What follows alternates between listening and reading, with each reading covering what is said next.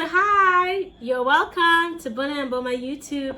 I am Boma, and guess what? Today we have an exciting, is it exciting? I would say it's interestingly saddening about an issue. You know, one of our clients has this daunting issue going on, and I felt like let's discuss this and get over it, because it is really hard and saddening to hear a young woman going through this. She sent this through WhatsApp, and this is the message that she sent. It's quite long, but let me just read it out for you to hear. She said that, "Good day, Ma. I have been following you since last year now. Thank you for giving to the Lord. I found myself in a very disgraceful situation that I can't tell anyone about, including my parents and siblings. And the weight of my deed have been weighing me down, and I needed someone to talk to and counsel me on it. I am a Christian sister, and I'm a pastor's daughter. I entered the university in 2017, and I got a boyfriend. He was fervent for God then. Now, fast forward 2021, he changed and started demanding for things we already talked about, that is no sex before marriage. He started with sex chats, sending me nudes, and later we got involved in sex itself. I gave in last year December. When he came visiting, he kind of forced me, and later he took my pride. I had no choice, so I kept on giving it to him whenever he asked for him to marry me. That is what, to just keep the relationship, for him to marry me. But this year I missed my period. I took a pregnancy test and it was positive. I could not tell anyone at home because my parents would not take it lightly with me. I told him, my boyfriend, he accepted and he took responsibility for it. So we decided to abort it, which I did. And since then, it has been haunting me. I broke up with him because I need to go back in track with God. I have prayed for forgiveness. I know God has forgiven me, but I am feeling my life has been useless and nothing good can come from it again. I don't know if God can give me a chance and fulfill his will for my life. I hope it is not too late. Please, Boma, help me." You know, most of the times I normally like to get real with stuff like this. There's just no time in beating around the bush. I would say that it's an unfortunate thing that has happened, that has begotten our sister. But I first of all like to put this out there, that first of all, she made mention that he kind of like forced me. Kind of is not a legal term. It's either he forced you or he did not. If he did not rape you and you know he did not rape you, you can't use the kind of force, because that is a sexual abuse in the first place. I would assume that you saying he kind of like forced you would be like, don't do it, you know, it's not good. And you are saying yes and no at the same time, but your body language speaks differently, and you were so involved in the process. And so that wasn't a kind of like force. You were not, you know, ready for it, and you were caught up in the moment. That isn't force, because that is a legal term. If it was force, by now I don't think you'd have been in that relationship, would you? So on a very practical level, my sister, you were not grounded in your own convictions, in your own discipline, in your own strictness. You know, you could have fiercely said, "No, I can't do this." And so the moment you don't do what you mean, or you don't say what you mean, but rather you just flow with the condition or the environment, you would have yourself to blame. And you mentioned again that he took my pride. And so I had no option than to keep on giving it to him whenever he asks. Who says, as a woman, your only pride is your vagina? For God's sake, your only pride can't be your vagina as a fully functioning human being. Your pride could be your intellect, your wisdom, your knowledge.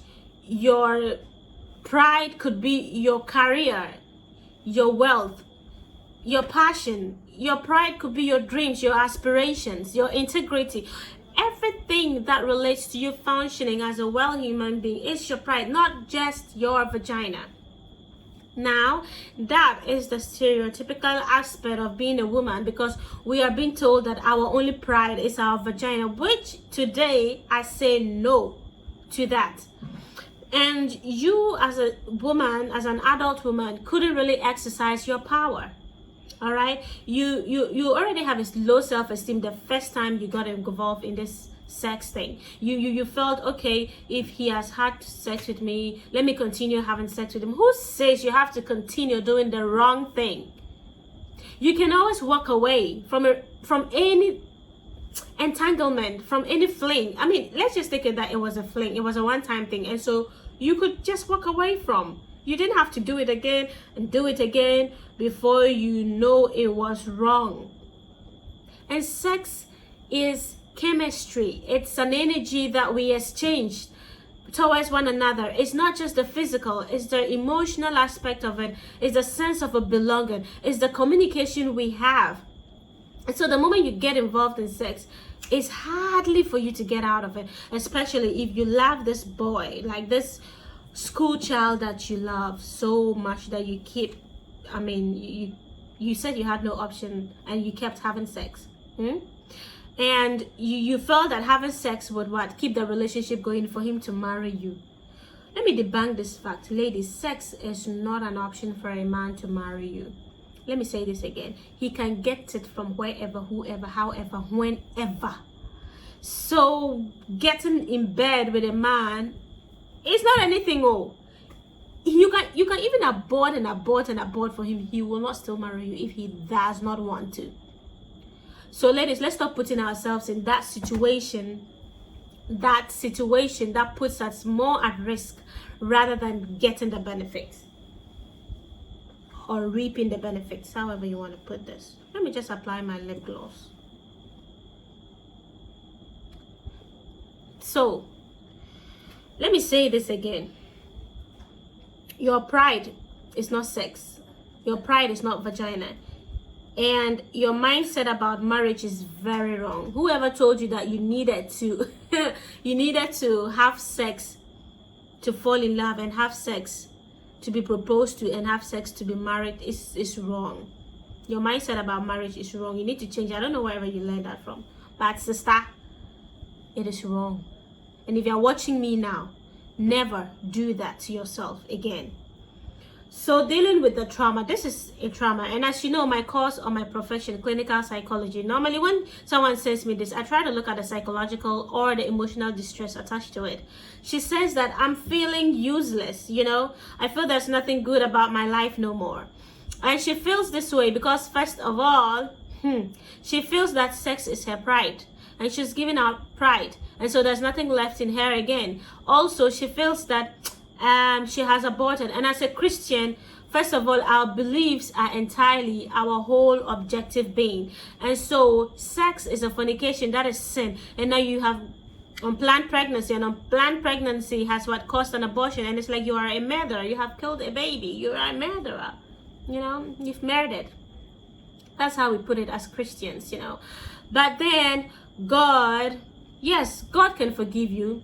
God can give you a chance. God can have mercy on you. He has already. He knew you would go into this, my sister. So don't even bother yourself about that. But let's just say, let's take God out of this picture. Okay, let's take heaven and hell out of this picture. And you are just a human being living on this earth. All right. Would you have had this abortion or not? If you would have still had this abortion, it was a decision best known to you. You felt it was the best decision for you. All right. So now you have to ask yourself again, after the abortion, was it beneficial? Did I reap any joy from this? Did I reap any joy from this? The answer is no, definitely. No joy, no pleasure, no happy endings. I have been involved in this bad deed. It cannot be undone. It's done. It's like a sticker on my head haunting me. I'm having nightmares. I cannot sleep. I can't tell anyone about it. I'm wallowing in my pain, in my regret, in my remorse, and in my sorrow. So it's not mostly about God and Jesus and heaven and hell. We don't even sometimes have to consider this to know the end result of an activity we are getting involved in. Sometimes we can even tell that just by being alive and getting involved in this activity is going to mar our journey to success. It's going to mar our journey to having a peace of mind. And I always choose peace of mind over everything. And ladies must learn this. Look, keep on burning bridges for your peace of mind. Stop making those phone calls for your peace of mind. Keep saying no. Even have fun with saying no for your peace of mind. Because it is through your peace of mind you will learn how to love yourself. You will know the value of loving yourself. You will learn to build your self-esteem. You'll be self-empowered. You will know your self-worth. You will always choose the things that makes you. Because of peace of mind, you will not do something you have agreed not to do. Let me say that again. Because of your peace of mind, you will not do something you have agreed not to do. So always choose your peace of mind. It can never disappoint you. You'll never go wrong with it. So first of all, let's deal with the psychological aspect of this abortion issue, right? First of all, why are you going through trauma? And how do I heal from this trauma? So first of all, you are hiding because you have a low self-esteem, you have a low self-confidence. In fact, right now, you are hiding this thing in you because you feel horrible. You are dwelling in the past. You are dwelling in this memory. The memory is like a present incident, because the more you dwell in that memory, the more it affects your life as if it's a present immediate thing. Now you got to ask yourself, do I have a well-meaning for myself? Like, do I have a well-meaning thoughts about my life? If you do, then why do you keep harboring this thing that has happened? It is in the past. 2021 is past. So the fact that you are a well-meaning human being, you should not dwell in this horrible past of you. Because at the end of the day, it's like an old baggage on your head. Wherever you're going, you are having it as if it's a tag, it's a name tag. Okay, I have aborted. It's a name tag for you. And so even in situations where you are supposed to stand up for yourself, because of your low self-esteem and because of this old baggage, you don't stand up for yourself, because you even ask yourself, the person that is doing this to me, maybe she's a virgin, maybe she has not even had sex before, maybe she has not even aborted before. So me that I have aborted, oh my goodness, I am a contaminated human being. I don't even deserve a right. Because first of all, you say your life is useless. I'm just analyzing this psychologically for you. You say your life is useless. So because of that, how do you even stand for yourself? How do you say no to somebody stepping on your toe and affecting you badly? How are you even able to make the right decisions and choices? How are you able to broadcast and represent yourself as an adult woman now? How are you even able to stay away from further relationships? Low self-esteem is deadly. Low self-confidence is more than cancer, because what you put yourself through because of low self-esteem is a price to pay. Secondly, let's talk about the fact that you feel this low self-esteem is because there's a perceived sense of stigma. If I don't hide this and my parents get to know and my friends get to know and my siblings get to know, the stigma will be too much. The shame, the guilt, the anger, the remorse and the pain from my parents. Can I even take it? Can I even bear it? From friends. So a lot of times people want to hide this. Maybe by now, hasn't my boyfriend told other people about me, that I have aborted, that I have done this? And so you carry around with this perceived stigma attached to your head. You have to heal from this shame. How do you heal from this shame? You've got to heal from this shame in a healthy way. And what is a healthy way of healing from this shame? First of all, you will have to know that you are not the only person who have gone through this. It is common for young adults in the universities to go through this issue. And the first time you go into the university, you feel like, oh, this is freedom. What am I going to do with this freedom? Let's explore freedom. Let's get the best of freedom. So now you eat what you want to eat, go to places you want to go, social functions, get a boyfriend, visit your boyfriend. And what do? You binge sex or fornicate. You binge do everything. You abuse everything, and then you abuse the freedom you have. And at the end of the day, you find yourself wanting. So I want you to understand that it is a normal part of existence as a human being. As a woman at your age, you will go through this. And because of that, you are not the only person. However, it is a human experience. That is a degree from one person to another. Somebody might have ended in what the premarital aspect of, the sex.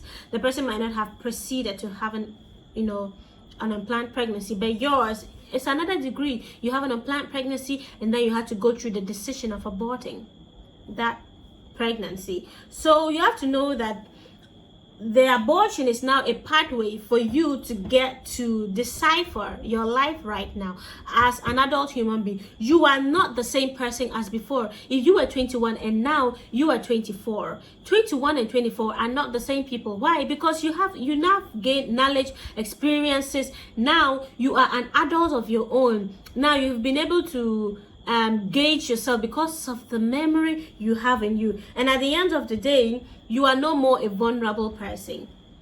So now that you've learned your lessons in a very bitter way. So 21 and 24, you are not the same person.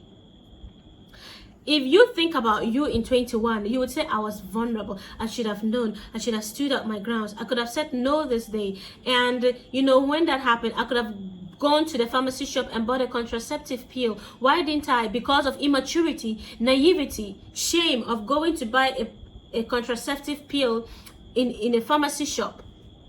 Immaturity.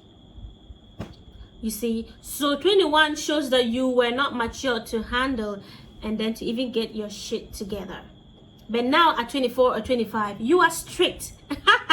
Now, because of that knowledge and experience, you know what you're about. Now you can tell every trigger that will lead you to have an unplanned fornication and an unplanned pregnancy that could lead to an unplanned pregnancy. So you are telling yourself that, girl, this was what I did the last time and I had myself in this situation. I'm no more going through that again.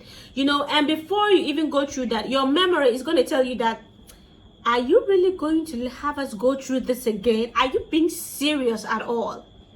Because you have a memory that triggers. And so this memory will make your life better in the future, because you can use this memory as a purpose to being able to gauge, to learn from the bad experiences. You can use this memory to process, to interpret, to analyze, and to decipher the activities that you are going through, to not go through what you went through the past. So in short, the memory will duplicate good things for you to avoid the bad things.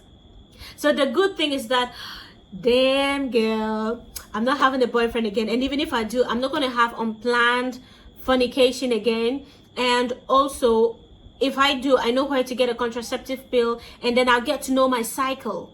I get to know my cycle, my safe period and my unsafe days. Okay, and at the end of the day, I'm matured. If I don't want something, I'm not going to be forced to do it. If I'm not going to do something, I'm not going to be forced to do what I said I will not do. I'm a woman. I have to be powerful. I have to be worthy. I have to stand my grounds. I have to be strict and disciplined. Like fiercely mean what I mean to do and do not what I do not want to do.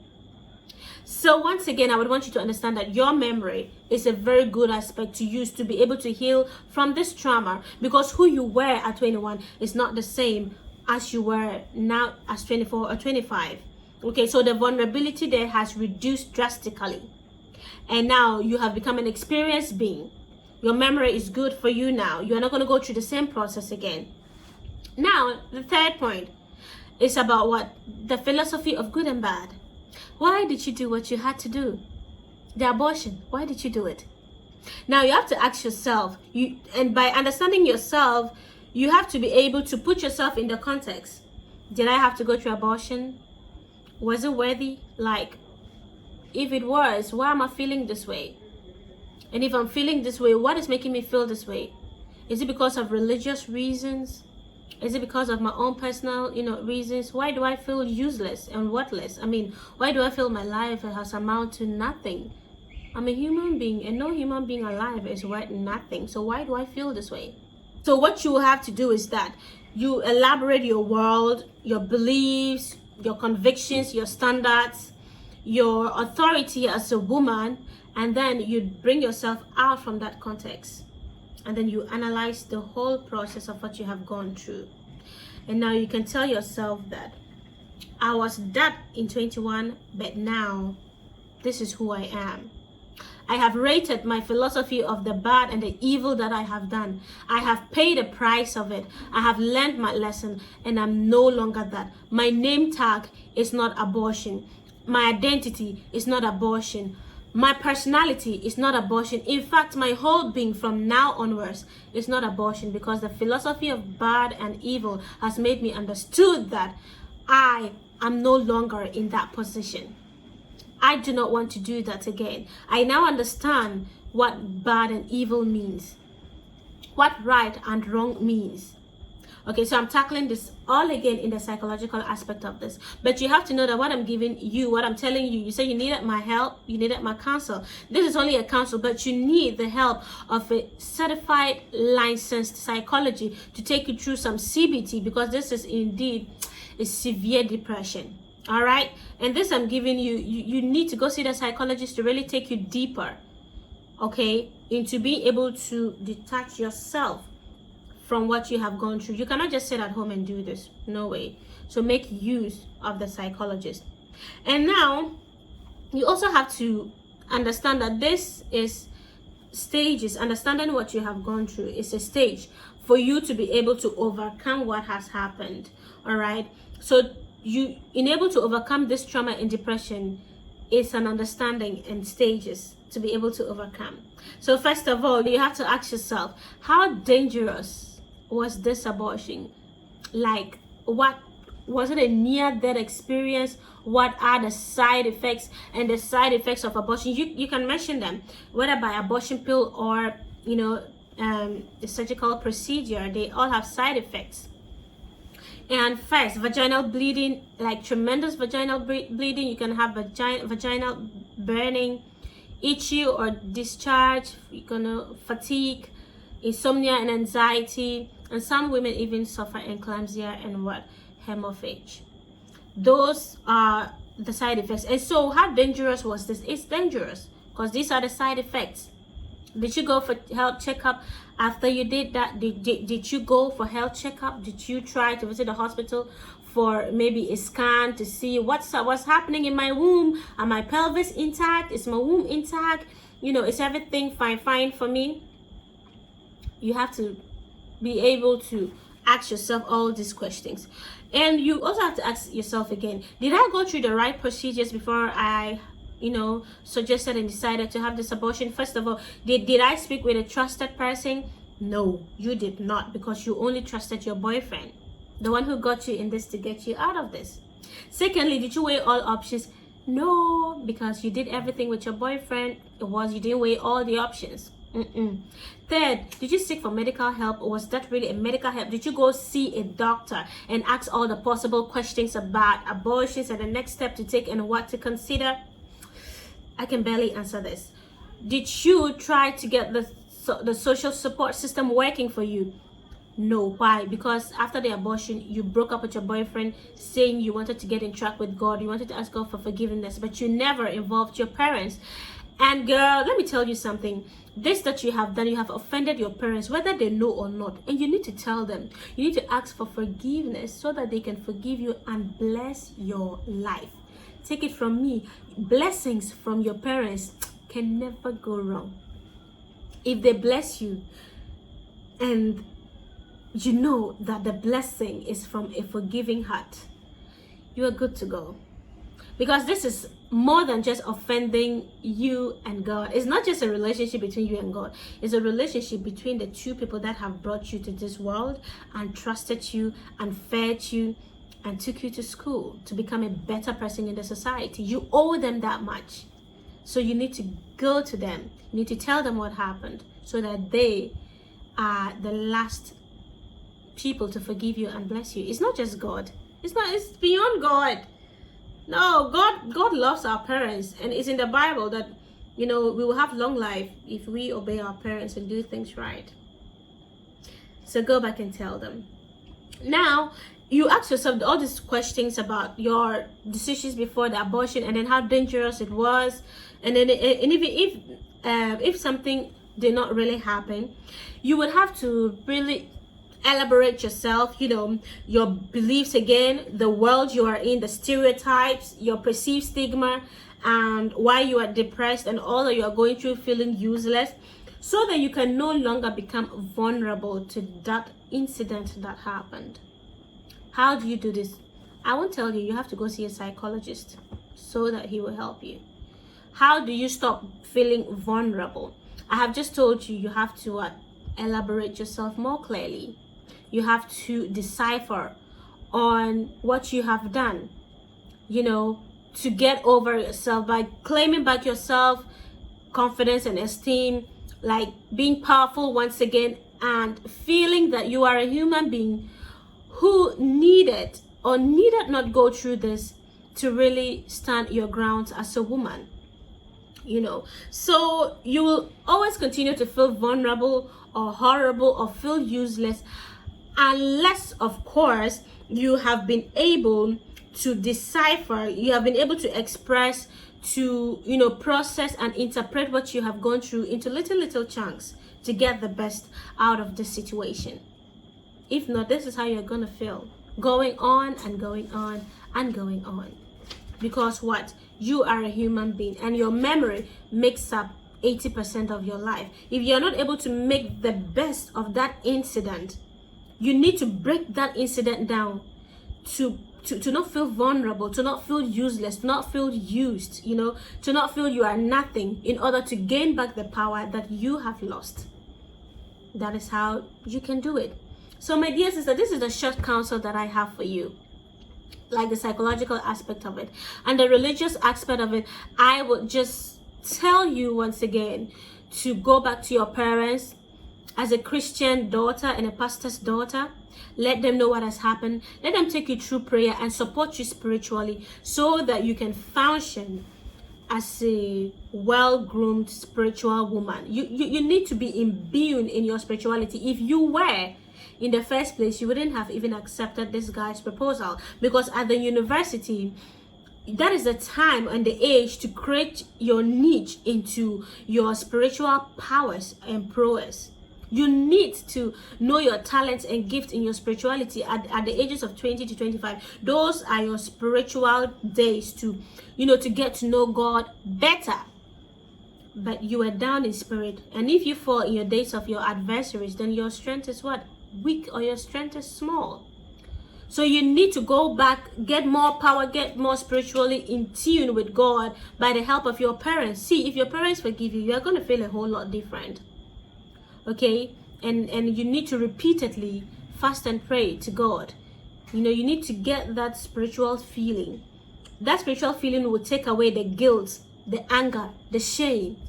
Because Christ has bore all of this, the regret. Christ will take it away. The feeling of your isolation and your loneliness. If Christ fills you, you will stop feeling useless. If Christ fills you, you stop feeling you are nothing. And Christ will make a good use of your life, because you are not wasted. A wasted life is death. And so if you are living, you are not wasted. And Christ can do something with your life, because you said something like, you hope that it is not too late and that God can give you a second chance to fulfill his will in your life. And God will fulfill his will in your life in Jesus' name. You don't know the God we are talking about.